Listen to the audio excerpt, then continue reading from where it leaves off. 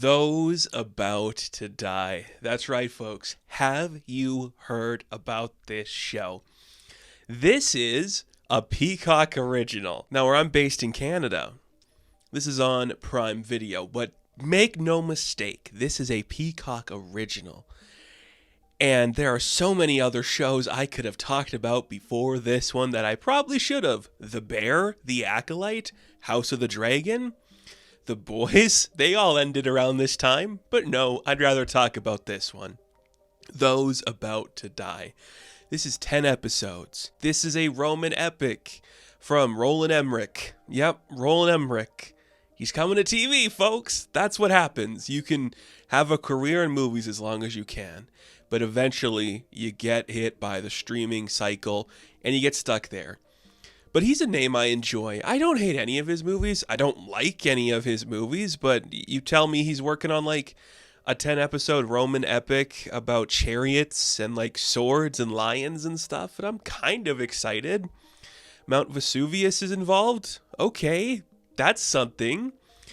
And then we saw, like, some still images from this thing. Or I did, at least. I don't even know if you've heard of this, because who is marketing this thing? It's impossible to know. I saw some still images, and the consensus on those images were, well, this looks bad and rough. And I'm like, you're right, it does, but somehow I am more compelled by that madness than any of the other shows I mentioned.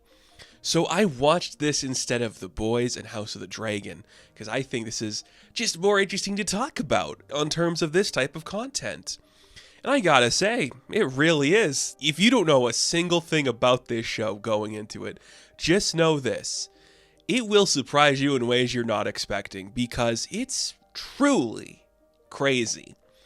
In all the right ways I love about TV. You never know what's going to happen. You never know the direction it's going to go. And it just changes its scenery and its style so often. And it looks really interesting. And I don't mean that as a criticism or a compliment. It just looks interesting. Those effects are really affecting. The way we film this, it's really filmed. This is such a weird piece. And I appreciate its existence. Because it reminds me of, like, Spartacus or something, where it's like, this used to be the thing we did. There was that Rome series that was out a long time ago. It's not as, like, grounded in reality, or like we're making it bloody and, like, earnest in that way. It's more colorful and cinematic, and it's just like, look at what's going on here. Look at how shiny and glossy we can make everything look. It is so glossy. Not just the effects, but the sky, the armor, the lights we are shining on our actors. Everything is so glossy in this show. And it's kind of cool, because nothing looks like it. I would hearken it to a very poor imitation of Furiosa, where you can clearly see what the effects were going for, but they just didn't have, like, the push to do it perfectly. It reminds me of, like, that closed off. It is very closed off. It is clearly using, like, that closed off volume technology for a lot of this. It just doesn't look as clean as other stuff we've seen before. But that being said, the way this is shot and framed, just like the big biblical epic of a Roland Emmerich thing, it looks better than other stuff on TV. And it somehow it looks worse than stuff on TV and better than stuff on TV. I'll say this. I'd rather look at this than some of the stuff we have seen from other streaming services. It doesn't look great, but it's at least interesting to look at. Now, what is this show about? Well, we are following Tenix. He is played by Ewan Ryan, who is a name you are probably familiar with. He showed up in Game of Thrones and stuff. He runs, like, a gambling ring for Rome, and he wants to start a faction of a chariot racer so he can become, like, legit and have, like, his own business going on. That's right, folks. This is about sports betting.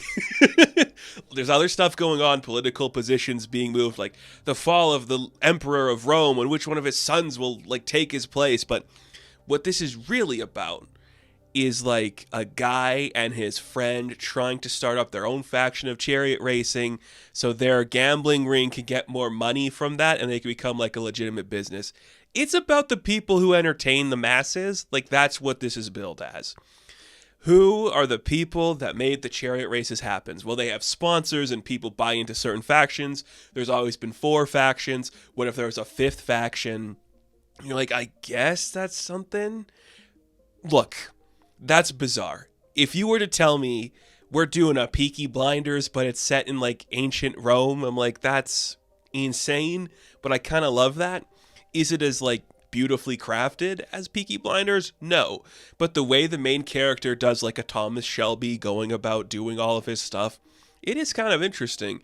And it does work, you know. Ewan is asked to do a lot, and he carries it on his shoulders because he's one of the only actors of note. And look, they're all good actors. I have nothing against the acting in this. Everyone's doing what they're told. Pretend that's a lion. Oh, there you go. Pretend you're being attacked right now. Oh, there you go. You know, we have big guys and big gladiator gear, and then we have a lot of chariot racing. There is a fair amount of chariot racing in here. And it looks fine. You know, it looks like we didn't do it practically a bunch, but there's enough practical stuff in there to make you go, oh yeah, I guess that is practical. But it's just insane to me that the show I had no idea of anything going on turned out to be about how do you get legit in sports? How do you make the next faction? I'm like, I don't know. That's so weird. What a weird thing to want to make a show about. It's about rich people playing off each other to gain power, but it's only like power towards this one thing. There is like the plot going on with like the dad who's dying and his sons, like who's going to take the throne. It's going to be like the whimsical one who's like, I love the chariot races. Look at how the people love this. And he's just so theatrical, a little fruity, but you know. And then like the tough like son who's like, I have a Christian girlfriend and I love her more than I love Rome, and who am I gonna side with? And a lot of that going on.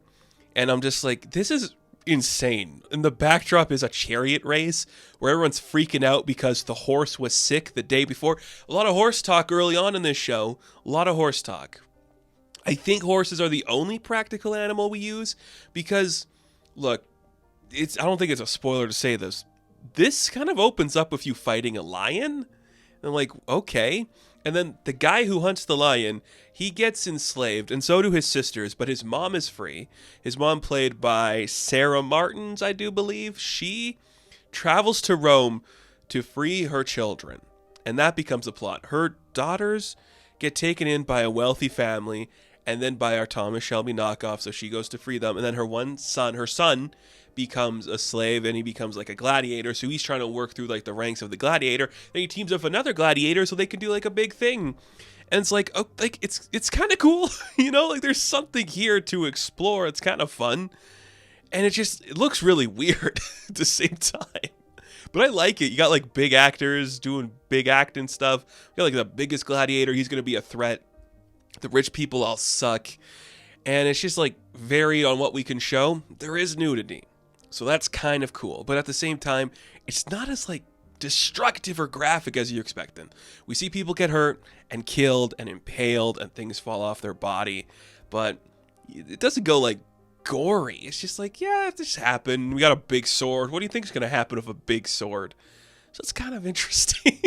There is so much in this just surrounding the narrative of just the guys who make chariots race. And I think that's kind of cool.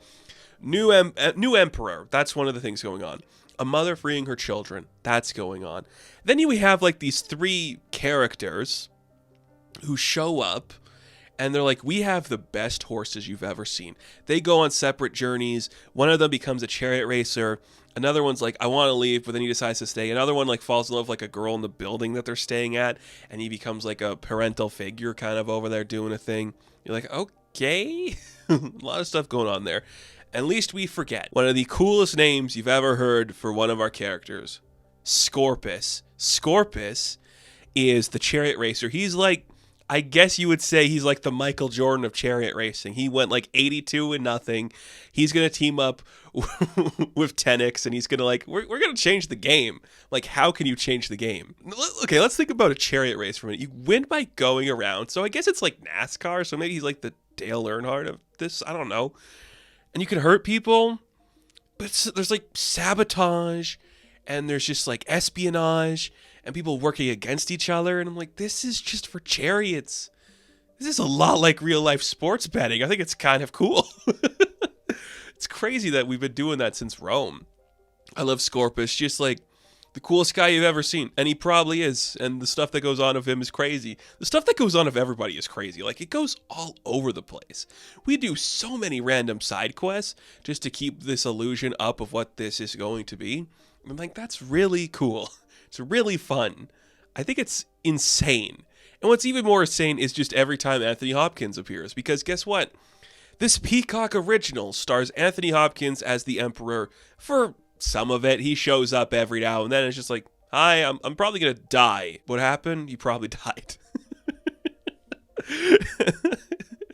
Like, he loves it.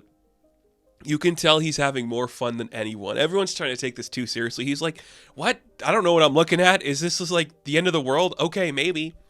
And you're like, that's kind of cool. This show's great. Like, it's not good. I'm not going to sit here and tell you it's like well written or well acted. We cut to various scenes very frequently. A lot of cuts in here. A lot of cuts of like a camera moving down as somebody like pushes a door open and we like hold on them. It's trying to look really cool. And, you know, for some people, it's going to look awesome and cool. And for some people, it's going to look trashy and lame and schlucky and terrible. And for me, it is both of those things, and I love it so much for that. This hits so many notes I want to see. Big, sweeping epics of people on chariots, and, you know, there's boobs, and there's giraffes, and just like a big volcano going to erupt sometime. I'm like, this is what I want to see.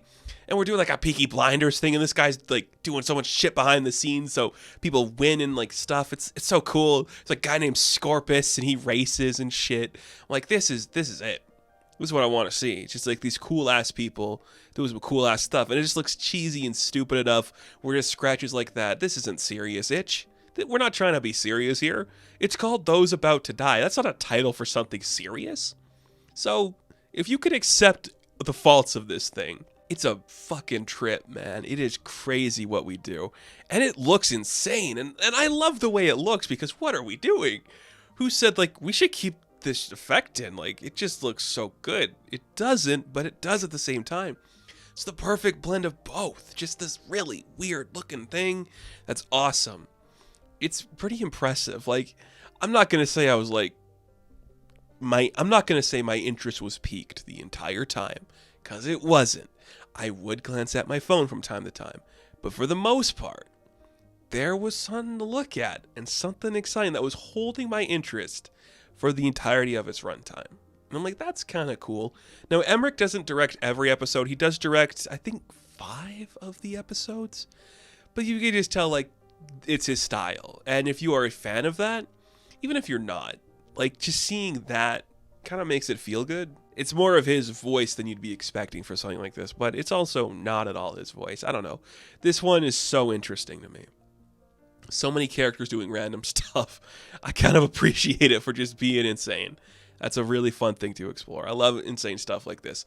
And it's more fun to talk about this, where I'm like, yeah, this is different than talking about the other shows out at this time. But it's just as big in scale, even if it's just not as popular. But I'll say this. You will, at the very least, if you check this out, have one moment where you're like, oh, that's cool. And that's kind of all you need. If it doesn't hold your interest, I get that. But just know, there is a big volcano. There are boobies. There is an elephant. And if you like guys talking about horses and how to take care of a horse, you might like it for that. So, Those About to Die. Oh man, what am I going to give this one? I want to give it something higher than a 7. I don't think I can. So I'm going to give it a 6 out of 10. But it's a really high 6. Now, thank you all for watching this review. Be sure to like and subscribe to the channel. As always, you can check me out on Instagram, TikTok, and Twitter. And of course, I will catch you in the next one. Have fun. Stay safe. Good luck.